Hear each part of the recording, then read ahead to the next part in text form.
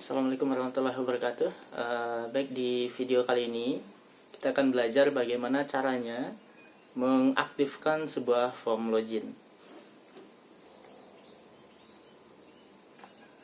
Jadi buat teman-teman yang belum lihat video sebelumnya, bisa dibuka saja video sebelumnya, yaitu bagaimana cara membuat form login, dan video kali ini kita akan melanjutkan, yakni bagaimana cara mengaktifkan form login tersebut. Langkah pertama adalah kita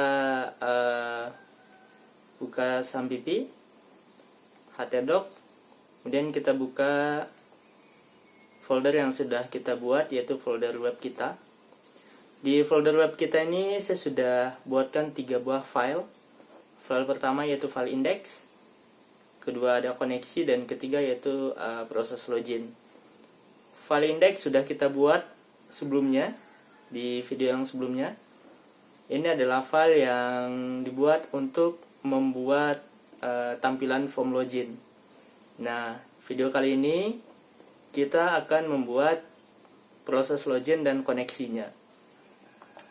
Kita buka dulu file kedua, yaitu proses login. Di sini saya sudah mengetikkan kode program yang kita coba lihat satu persatu. Pertama, kita perlu file koneksi yang nanti juga akan kita bahas. Kemudian di sini kita akan buat apa saja kolom atau data yang kita butuhkan untuk melakukan proses login. Di sini ada 2 kolom, yaitu username dan password. Username dan password. Di sini kita menggunakan logika sederhana. Jika di baris pertama adalah proses pengecekan apakah username dan password ini sudah diisi atau belum. Kemudian di baris selanjutnya kita menggunakan fungsi MySQLiQuery. Fungsi ini digunakan untuk melakukan proses SCURD atau proses select, create, read, update, dan delete. Nah, di sini di fungsi kali ini kita menggunakan proses select. Kode programnya yaitu kita akan melihat semua data dari tabel user. Data apa yang akan kita lihat? Data yang akan kita lihat adalah data username dan data password. Kemudian fungsi selanjutnya kita menggunakan fungsi MySQLi num browse. Ini adalah untuk melihat baris-baris dari tabel yang berisi data. Jika proses ini berhasil, maka akan menampilkan sebuah keterangan, yaitu Anda berhasil masuk. Dan keterangan selanjutnya yaitu klik di sini untuk melanjutkan. Baik, di sini saya juga menambahkan satu file home PHP nanti untuk koneksi ke tampilan atau ke lembar kerja selanjutnya. Tapi jika proses ini gagal, maka yang akan ditampilkan adalah username dan password salah.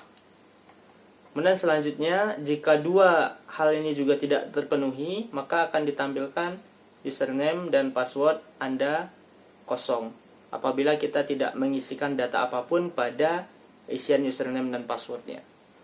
Ini untuk lembar proses login.php. Kemudian yang ketiga yang harus kita siapkan adalah file koneksi.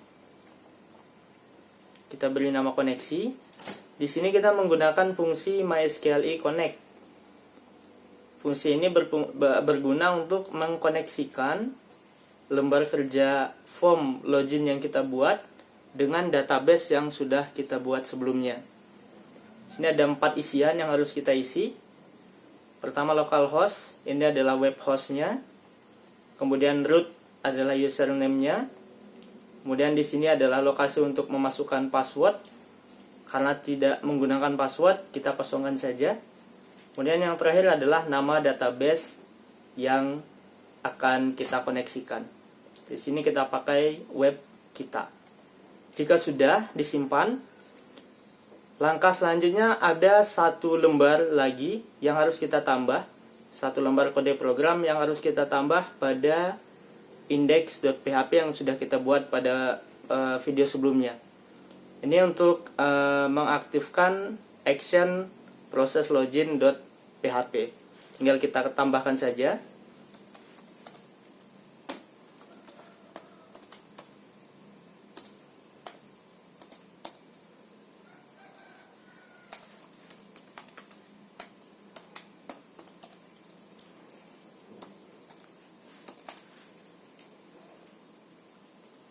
Kemudian metodenya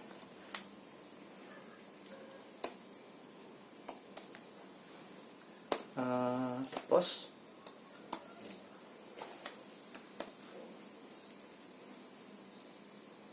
Baik, kalau sudah tinggal kita simpan. Kalau tiga lembar kerja ini sudah kita buat dan kita simpan di folder htdoc sampipi sesuai dengan folder yang sudah kita buat sebelumnya, kita tinggal buka web browser.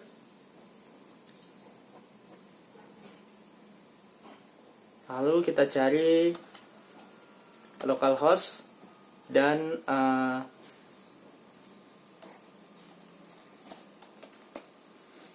nama folder yang kita buat, yaitu web kita.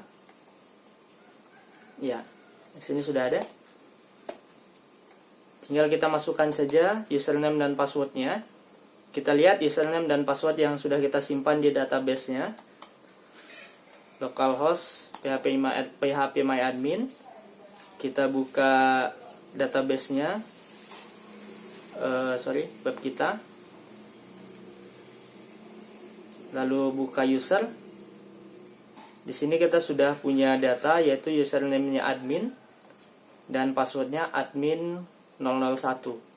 Tinggal kita masukkan saja admin, passwordnya admin 001. Kalau sudah tinggal masuk. Ya, dan kita sudah berhasil masuk. Kita diarahkan ke proses login.